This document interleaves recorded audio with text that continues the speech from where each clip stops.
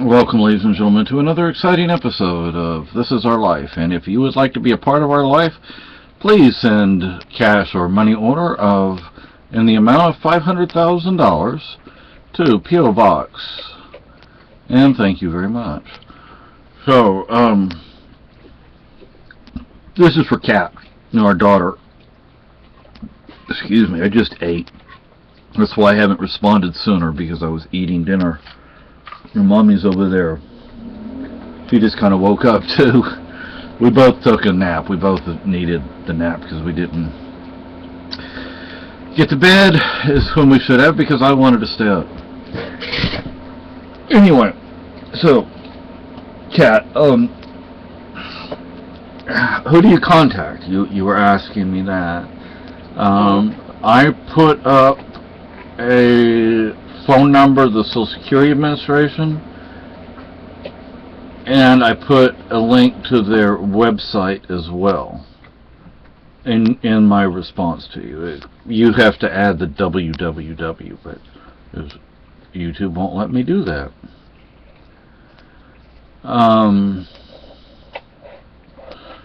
Wow. Yeah. Asking who to contact. Who did you talk to today about your mouse? What? What did they say today? Oh, I'll tell you in a minute. Oh. What you need to first contact Social Security Administration. Tell them you want to apply for SSI, not SSDI. I'm on SSDI. There's a reason I'm on SSDI and not SSI. I started off on SSI, but because, numero uno, I was deemed disabled before I turned 18, and my father is deceased, I'm able to get SSDI on my father's account. If both parents were still alive, I would still be on SSI. I would not have SSDI. My father had plenty of credits. He worked for a long time. Of course, my father was not from the United States, so he started work in the United States later than my mom did. And my mother also, not just that she started work, my mother was from the United States, from rural North Carolina.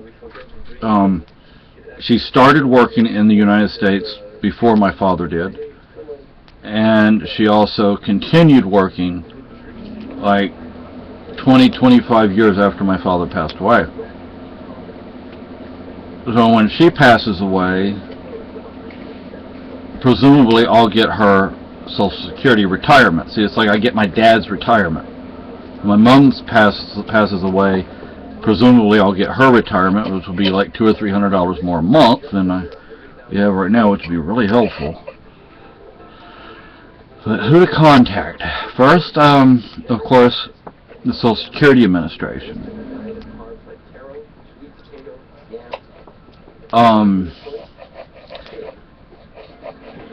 You might try the NAMI office, the National... What is he doing? Trying to get disability. Oh. They keep turning her down because she applies for the wrong thing. She applies for SSDI, and she needs SSI. Now, SSI, you won't get much each month. You get like 500 something a month.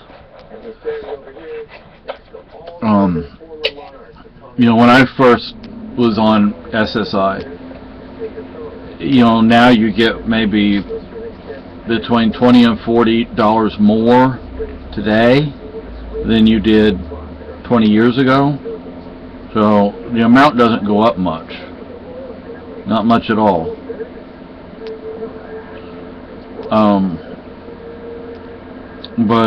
And next year the amount's going up 1.5%. Better than nothing. But your NAMI office, your local NAMI office, what is the NAMI? National Mental Illness. NAMI. National Association for Mental Illness or something like that. Here. Let me see if I can find it real fast. National Association for the Mentally Ill.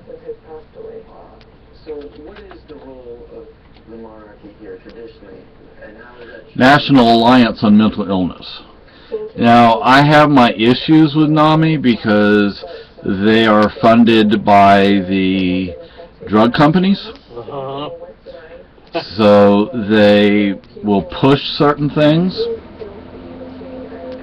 The San Antonio office had like a handful of people that work there, and some of those were volunteers. Maybe most or all were volunteers.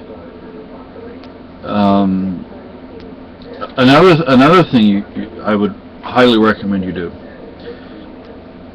get a representative. I'm sure in your area, I know in San Antonio they had ads on the TV all the time. On the TV, on the radio, in the newspapers, on billboards, magazines, and on the bus benches when they used to put ads on bus benches there, on the sides of buses. There are all sorts of people that can represent you. Now, in San Antonio, I initially went with Bexar County Legal Aid. B-E-X-A-R, it's pronounced Bear. Bexar County Legal Aid. I don't know which county you're in. Now, like up here, they won't help my wife. Okay, the state legal aid. It's a very small thing, I think. Yeah. I think they're more into domestic abuse, which is ridiculous. So, I mean, everybody needs help, not just domestic abuse. I don't think they help Monica a whole lot. Well, I mean. But anyway, you can contact like your county or city legal aid office. They may or may not be able to help. Or if there was like a college that teaches lawyers, that there may be, the students may be taking cases pro bono. Oh, that would be even better if you didn't hear. If there's a college or university or, a law school, which I'm sure in the DFW area there has to be, probably multiple ones. There was one time where the DFW area, the Metroplex, was much larger than the city of Houston was. But now the city of Houston isn't the city of Houston. Now Houston has a Metroplex with Galveston, Alief, Bel Air, that whole area. And I don't know if it's bigger than the Dallas-Fort Worth Metroplex. Isn't it now? What? Austin is the capital of Texas, isn't it? Yeah. So you can contact a law school in your area, see if they have students who might take your case pro bono. The ads, I assume they have the ads in the DFW area on the TV, radio, newspapers, etc. I guess you could call one of those. Some of those attorneys might be okay. Others are no good. I'm not there, so I can't advise you on which attorney to go with. Bexar County Legal Aid, they were overworked, and because of that, I would call every once in a while to try and find out what was going on, and I would never get a call back.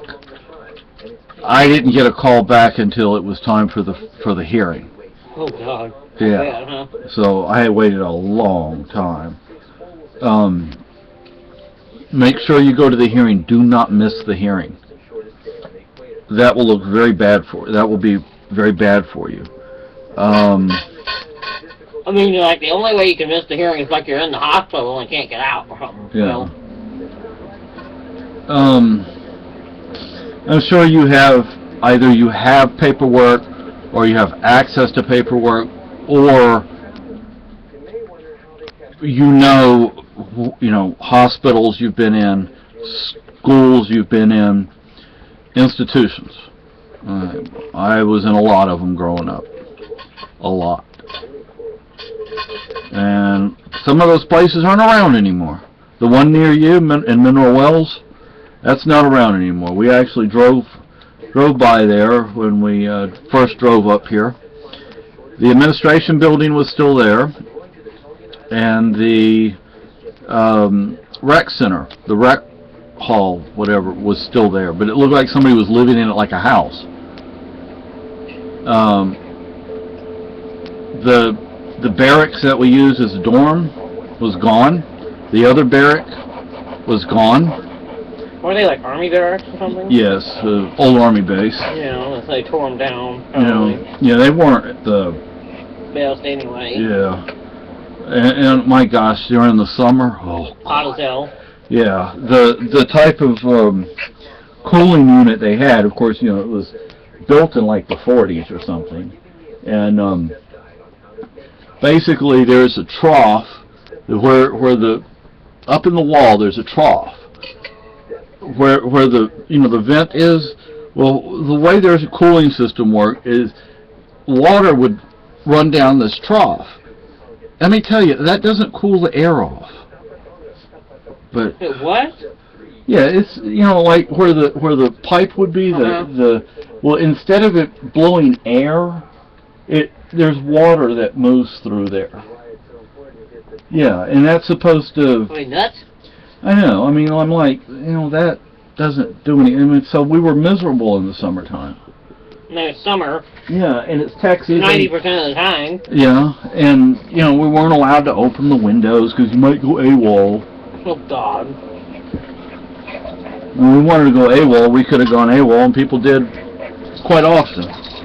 Although, frankly, that place, Can't imagine why they did. that place there wasn't too much of a reason to go, except it was something to do. Maybe find a cooler place to. Yeah.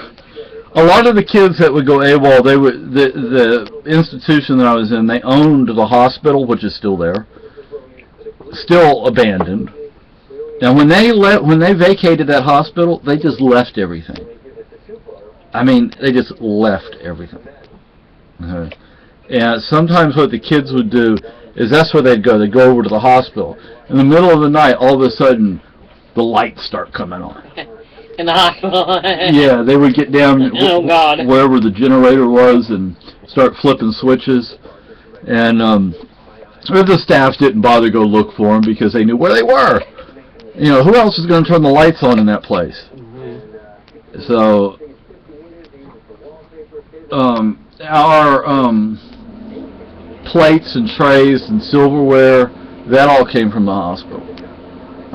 There were still some kids there when I arrived that had been there and was back in those days, people stayed in those institutions for a long time. I was only there for a year, but the next place I was in for 3 years, non-consecutively, but back to back. And, people stayed in those places for multiple years sometimes.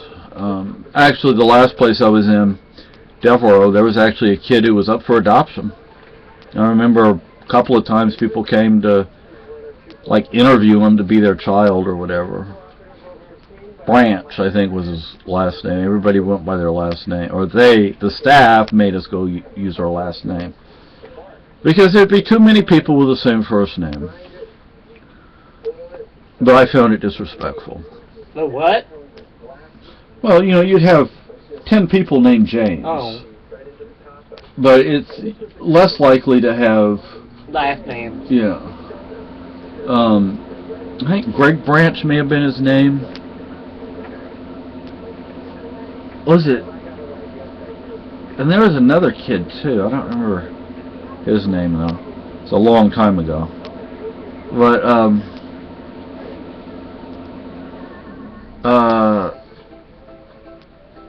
do a search. Do a Google search for Social Security disability representative or a Social Security disability lawyer. And what they'll do is they'll keep like a percentage Yeah. plus the cost that it costs them to do the case. But you get the majority of it. So that's the best I can do. I hope that helps. If not, or if you want me to detail something, if I can, let me know.